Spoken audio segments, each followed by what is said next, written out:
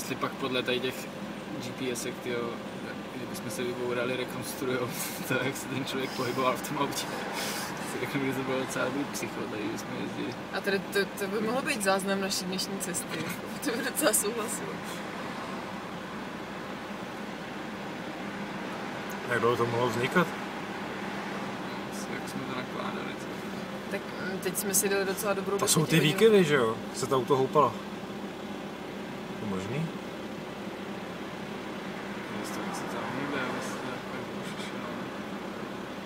A nebo prostě Legerova, stojí na nějakých